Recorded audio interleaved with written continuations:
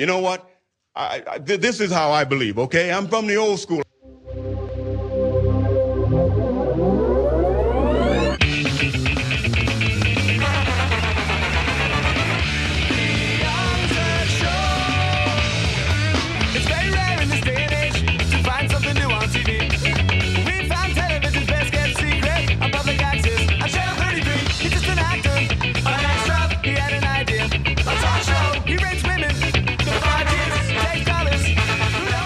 Old school, Cenk Band Mankiewicz. I have a lot of fun topics for you guys today, including testing out my life-changing epiphanies that we talked about in the last old school. I made a very bold move today. Can't wait to run it by you, Ben. All right.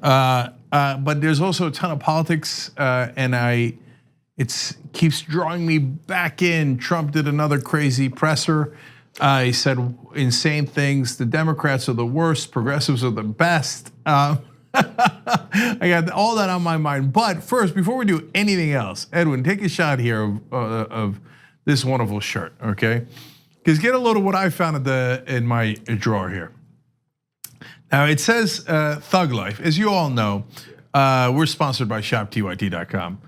And yes, that's a picture of me from Contact. That's the screenshot. So who is the guy? Matthew McConaughey. That's Matthew McConaughey. Yes, and that's a random lady that's an extra that the whole time. Oh, and that's your brown jacket. And that's my famous brown jacket. Yeah. Right. That they couldn't. Yeah, that's right. That was me as Herb. Right. That legendary role that I told you guys about in the last old school. I don't know if this shirt still exists on shoptyt.com, but if it does, it won't for long. How does this not sell out? Thug Life. I love when Ida says, I put my thug down for a second to write Cenk a nice email. I love everything about Ida Rodriguez. She's so great. Okay, so and you could of course get this as well. I think all the promotions are done, but that's okay. There's still great stuff. TYT hoodie, everybody check it out. Okay. All right, I'll start with the fun stuff before we go to politics. And there is a super cool progressive badass move that I loved. I'm not sure you'll love, Ben, that I'm gonna get to in a sec. But so this morning I'm running late to the doctor. I'm gonna have my physical, yearly physical, and I'm having breakfast. And I gotta wrap it up, and I timed it poorly. You've been there, you know what I'm talking about. And so I gotta leave it kind of half uneaten, unenjoyed, and kind of ruin breakfast, etc. But damn, it's a good breakfast. Where would you have? I had banana pancakes and a side of sunny side up eggs. I don't like my pancakes to have anything in them. Yeah, it's an acceptable position to have. I will tolerate an occasional blueberry pancake. Yeah, I would encourage you to tolerate a banana instead. Sliced bananas on top of a pancake never did anybody any harm. Of course, it's the. Do you put syrup on it?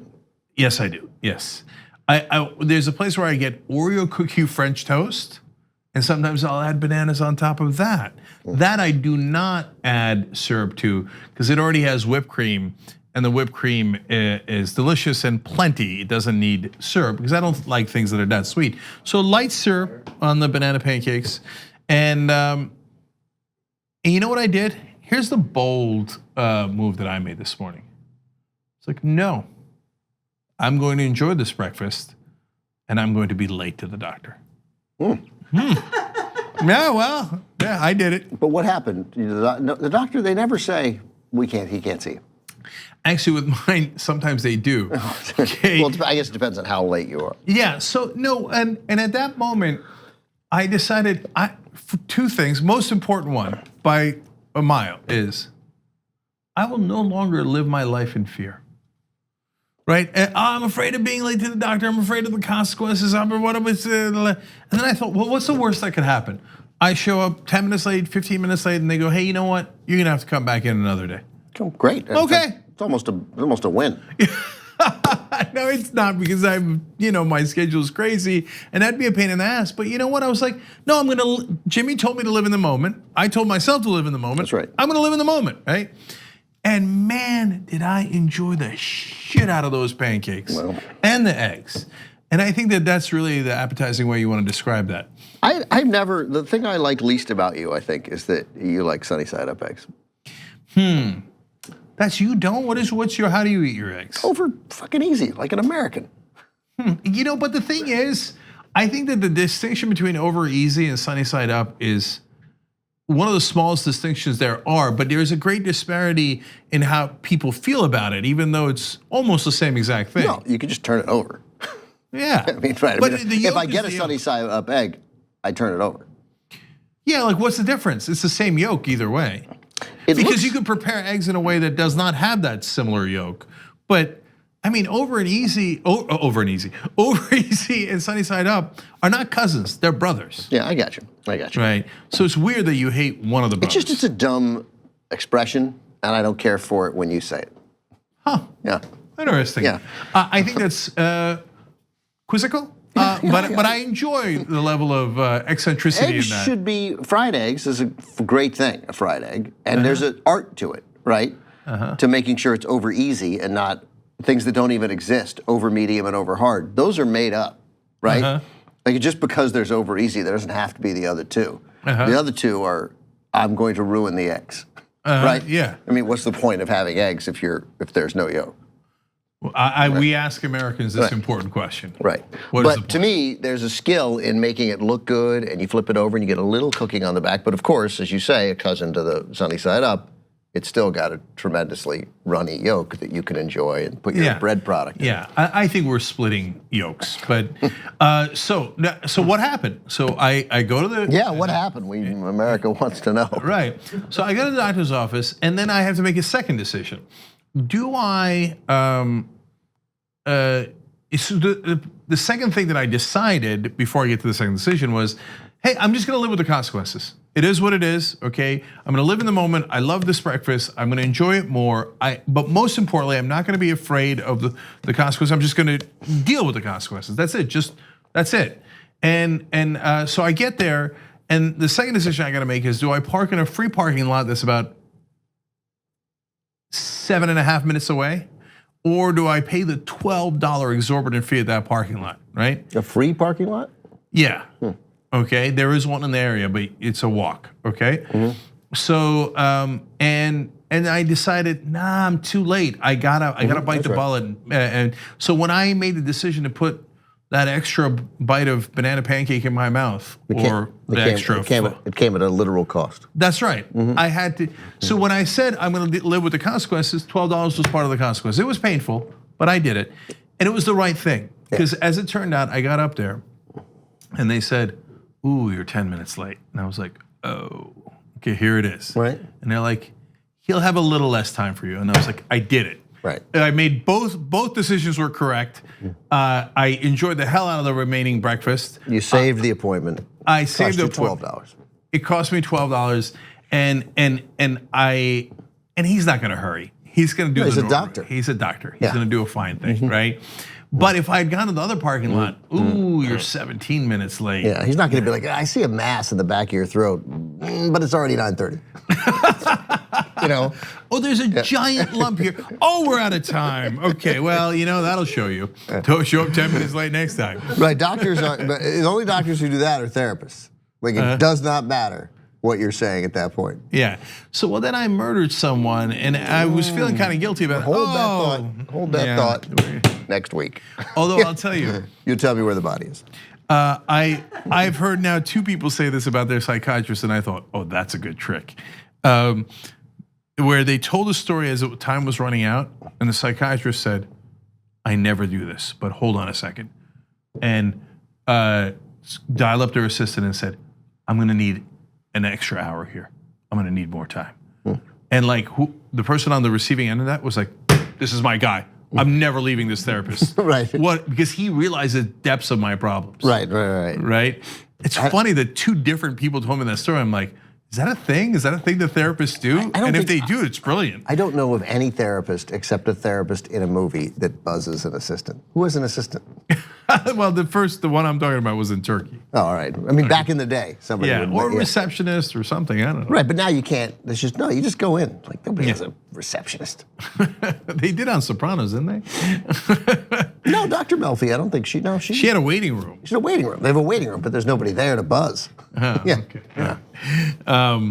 So it turns out living in the moment, it works. But again, I'm triple emphasizing it here because live a life without fear. It's fascinating and it's wonderful and it's liberating. I have made a decision in life that when I'm late, I will park most conveniently, no matter the cost. Sometimes that cost is glaring. Like you know, it's the lot that's there, and it's a $22 maximum, which you hit after 6 minutes.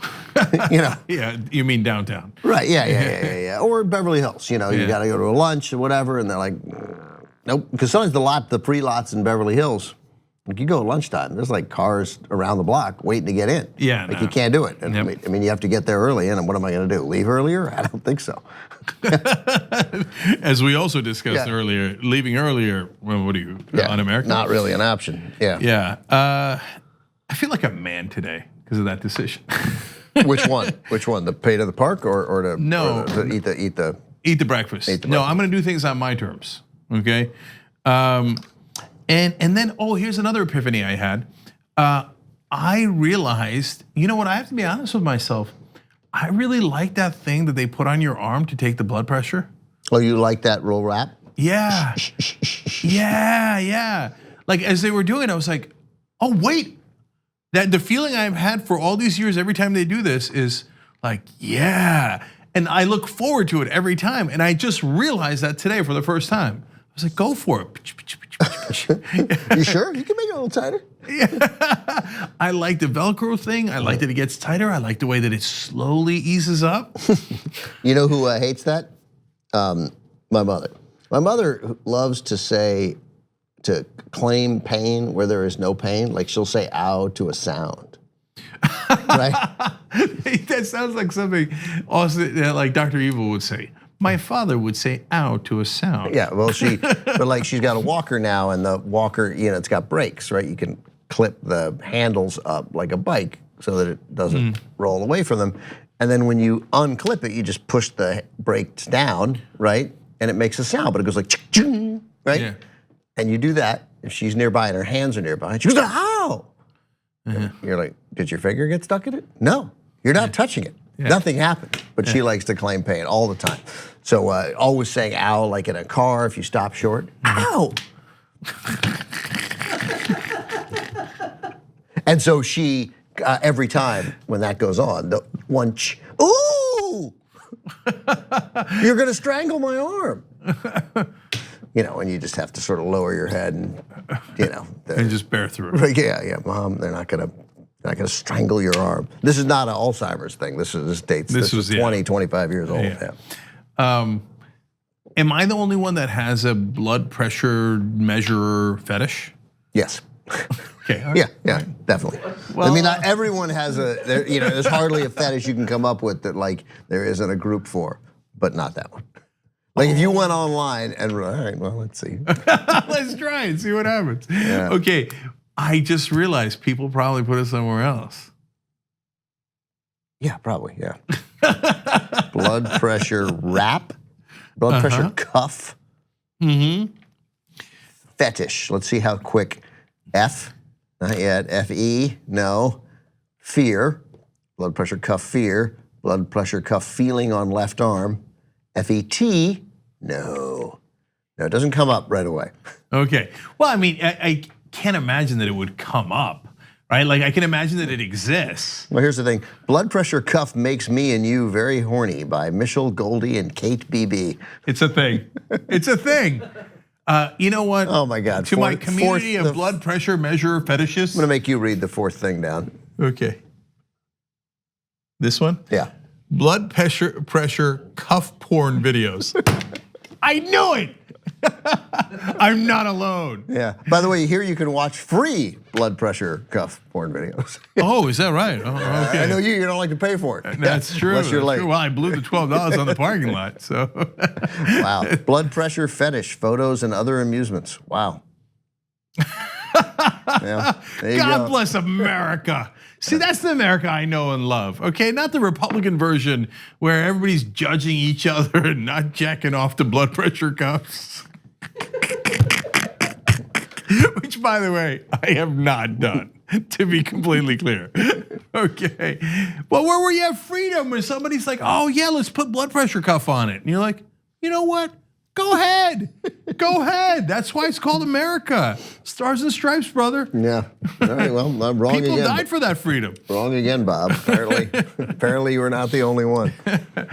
All right. I like it too, but it is. I do not think of it as like it is. It's a rare thing where you feel work being done. Like they're doing it and they put it on. Yeah. And you're like, I am at the doctor. That's right. Yeah. It's a thing. Right, That's right. It's a thing. Right. It makes you feel like, well, I did something today. I went and got my blood pressure thing. They're checking it out. This is medicine working. Yeah, and in fact, that's now you just made me realize Big M medicine, yeah. why I liked that I got a flu shot. Oh, I love getting a flu shot. Because I don't know, like I just realized this because hey, I did like a lot of things today. I got my blood pressure taken and I got a flu shot. Yeah. Today was a day. Yeah, today was a day. Okay, by the way, I know the country's wondering, and so was my doctor. You know, I've told this story many times. Every time I go to the doctor's always shocked when good results come in. And it makes sense. They're like, look, you're 48 and seriously overweight, so you should be a mess. And it's always a puzzle as to why I'm not. And blood pressure 115/68. So that's good, right? 120/80 is sort of norm, so that's. Yeah, my doctor said nearly perfect. Yeah. So I'm not saying anything, I'm just telling you what the doctor said. Saying to everybody, have some banana pancakes tomorrow and don't work out. Yeah, live a life without fear. But by the way, exercise. So I got 2 Young Turks shout outs today on my jog. Oh, you took a jog today? Yeah, I did. Well, I had the banana pancakes. When do you take the jog? Right in the first thing in the morning? Or? Nah, it varies greatly depending on my schedule. Like I try to squeeze it in. Today was a bit disastrous because it threw off everything else. But late morning. Late morning, yeah. I exercise has stopped working for me. I no longer lose any weight. I've plateaued on exercise. It doesn't matter. I did so. I missed a lot of exercise earlier in the year because of crazy schedules. Earlier in the year, like Monday or like Tuesday and Wednesday? Okay. Earlier last year, very clever. And so when we had the holidays and we stayed at the house largely, I was like, oh great, I'll get a lot of exercise. And I did, I went 11 straight days of exercising. Did not move the needle by 1 pound, nothing. Right. Nothing at all, made no difference. Yeah, I don't think it's ever done that for me. It's just, obviously, it's just good for you. But it's great for you. Yeah. That's why I have overall pretty good health. You still should be concerned about the weight because it could lead to things coming up real quick and catch you off guard, later. But at least exercise keeps me in decent shape. But it's doing nothing for my weight. I'm done. Like it's probably an age thing, but I hit a wall somewhere I can't budget. I can budget with food. Yeah, of course. Right. You stop eating, you'll lose weight. Yes. That's a guarantee. Yeah. I mean, who would have thought that eating banana pancakes with Coke, by the way. Of course, with Coke. And a side of sunny side up eggs. Would lead to extra weight. Yeah, who'd have thought it? That's crazy. Yeah. Well, look, I have they pay me for my political acumen, but apparently not for my diet acumen. No, but to be fair to me, they don't pay anything, you pay. I know. I only ate 2/3 of 1 pancake. I don't eat that much. It's not that much, right? You ate 2/3 of 1 pancake? You don't need me to tell you that's not that much. Of course not. Yeah, and the 2 eggs, right? But that's it.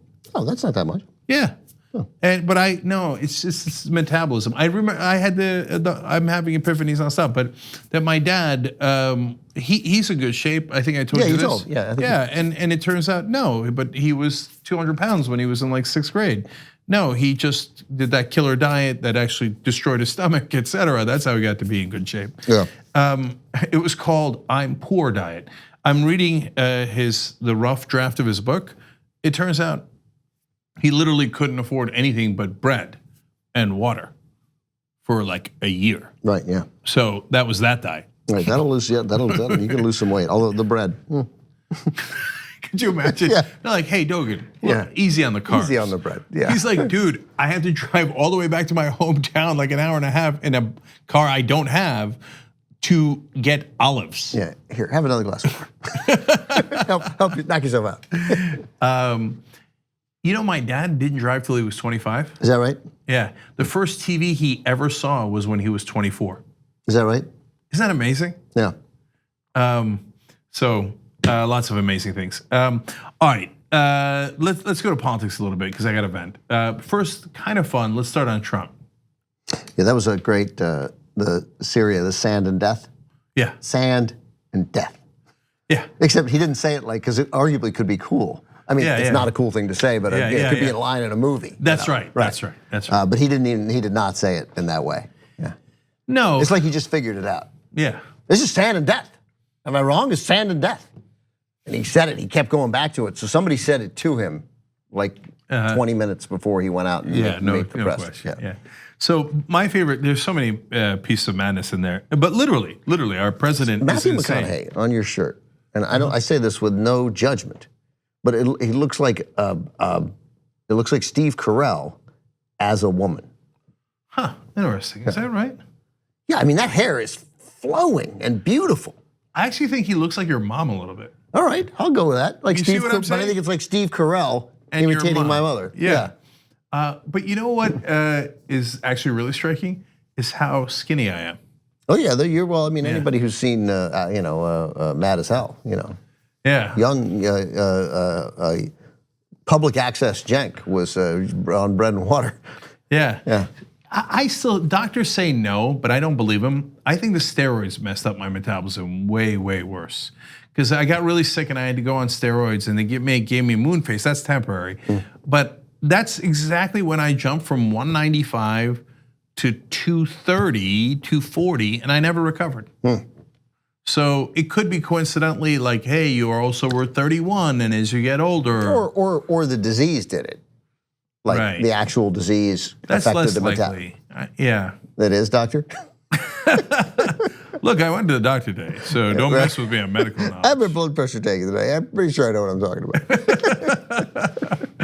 So, but I think that's what I never recovered. Let's just put it that way. All right, fair enough. Yeah.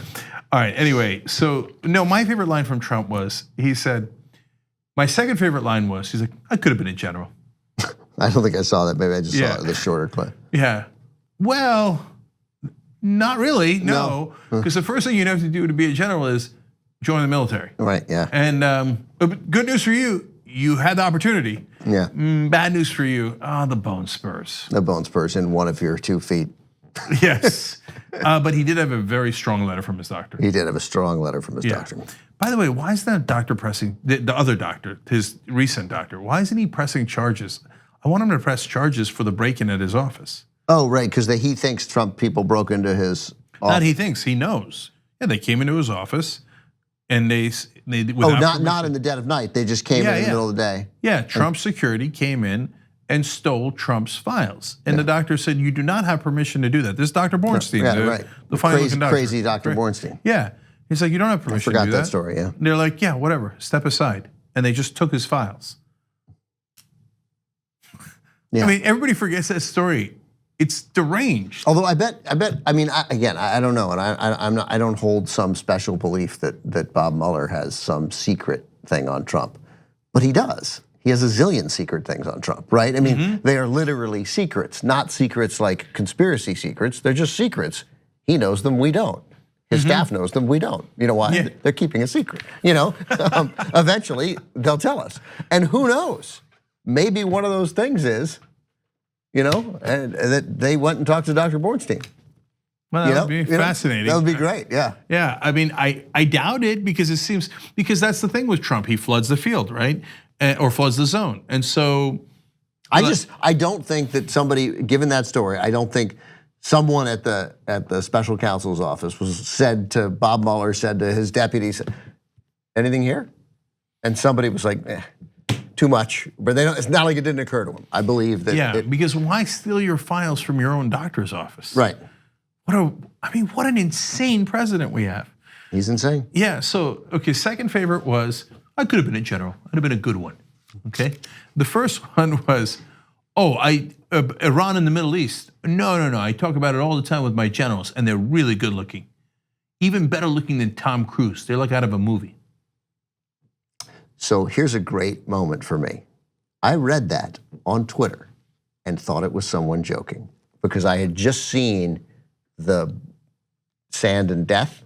Yeah. Right? And I was like, holy Christ, right? Yeah. Sand and Death and the Kurds, right? The Kurds, they're selling some of their oil to Iran, right? We don't like that. We don't like that. We don't like that, right? And I'm like, yeah, you're abandoning them. And what are they supposed to do, right? What are our rules for what the Kurds get to do, right? Yeah. And I was sort of just grossed out by him. And then I saw that and I thought, yeah, that sounds like the kind of thing he'd say. That's good. I was like a Tom Cruise line, but he wouldn't say that. I literally, so until you've just repeated, I thought that was a real. He said it. Wow, I thought that was like Andy Borowitz paraphrasing. Yeah. Or creating or making up what Trump might have said. Yeah, look, the emperor has no clothes story. We're in it. We're right in the thick of it. The emperor has no mind. And we're treating him like he's a sane person when he makes decisions on foreign policy based on how good looking his generals are. I've seen some of these generals. It's just, I don't think that doesn't come to mind as my first thought about them. Yeah, that's right. I'm like, Mattis, I guess he's all right. I'm not knocking him. I'm sure some women find that very attractive. That's great. He looks like a tough guy, But yeah. Yeah, and then Stanley, this is not part of the press conference, but Stanley McChrystal, who we're not a fan of. It was a Young Turks contributor who got him fired in the first place, Michael Hastings, and he worked at the Young Turks at the time. He wrote the story for Rolling Stone, but he came on TYT and talked about it, etc. So I got no love for McChrystal, but he's obviously a bright guy. And Trump, what did he call him? He's like, oh, he's a dope. Oh, come on. He called McChrystal a dope? Yeah, because McChrystal was criticizing him. Yeah. Really, Trump, you're calling somebody a dope? Yeah, you're calling somebody dope. And what did he say about Mitt Romney today? Who can keep up? Because Romney wrote the op-ed in the Post, Yeah, wrote the op-ed declaring his run for presidency. That guy, man, he's got an incurable case of not like drive. He wants to be president so badly. Well, how many times has he run? Did he run in 2008? Yeah. Yeah, so he ran in 2008 and then 2012 got the nomination. And he thought about 2016. You remember he flirted with it. Yeah. But it's not he wouldn't be the first guy to run for president that many times. And it makes sense. Like he never suffered a humiliating defeat, right? Remember in 2012, the only humiliating part was they thought they were going to win. That was when the analytics proved right. Again, people don't know what they're talking about. The analytics were really right again in 2016 for the most part. And but remember because we read that great thing from Peggy Noonan in the Wall Street Journal. She was like, I've seen way more Romney street signs back home in Ohio and in my neighborhood outside DC. And I'm telling you. Yeah. I don't care what the polls say that Obama's winning by about 4.5 points. And I guess the Romney people just believed they were going to win. Yeah, it's called delusion. But he didn't. But he wasn't humiliated either time. And now it makes sense. Now there's been especially if you are of a person like Romney and you believe that there's something wrong with Trump. He won't come out and say it quite enough. It was great. God bless him for what he did do. But he still defended him a ton in the campaign because he didn't want to undercut Republican he's support. Such a slimy politician. It's not going to work. I think that this is counterproductive. He's angling for, if Trump goes under, much more likely than if Trump's still there and he's going to primary him. I don't see. It's a very tough It's what road. John Kasich said. The same thing. I don't see how anybody. Kasich said, "I can't beat him in a primary," which is a really great, candid thing. Oh, that is Kasich wonderful said. of him to say. Yeah, he's like, I'd like, I mean, I'm paraphrasing, but interested in running, but I can't beat him in a primary. I'm just telling you that's a fact, right? Yeah. So wow. Okay. And I really respect that he's honest about that. Anyway, so yeah, but I'm sure that they're all thinking, well, tick-tock, tick-tock. yeah, I can run against Mike Pence. Yeah, Mitt Romney's thinking, what, I'm just gonna let Pence take it? Or Jeff Flake? He's like, no. No. If Trump drops out, then there'll be almost as many Republicans as Democrats. There won't be as many. Wonderful mess. Oh my God, there'll be 25 Republicans. 25 Democrats and 11 Republicans running for president. There's already. It's as if Americans will have some choice. Yeah. Except Republicans, you saw today, considering abandoning the primaries. Yeah. To avoid a challenge to Trump. Yeah. It was a guy named Javon Williams who said that. I quickly dubbed Javon Wasserman Schultz Williams. Good luck with that.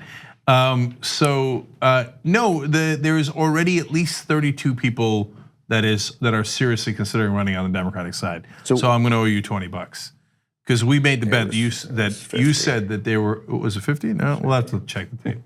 Because I don't think I would have agreed to 50, but maybe who knows? I've been wrong a lot lately. It was a year and a half away. Nobody worries about a $50 bet that they don't have to pay off for 18 months. I do. I don't like paying $12 for parking. Anyway, I'm going to lose though. It's going to be. CNN had 29, and they did it on a recent thing that they did. All right. Well, then I'm more right than I thought. And they didn't include Ojeda. Right, because or Marianne our Williams. rule was not that you have to formally put it. Just tell people you're running. Seem like you're running. Yeah. Now those guys have to eventually actually kind of run, right? They have to do a little. They have to do some stuff. But this bet is going to be decided on some degree of who's the better player.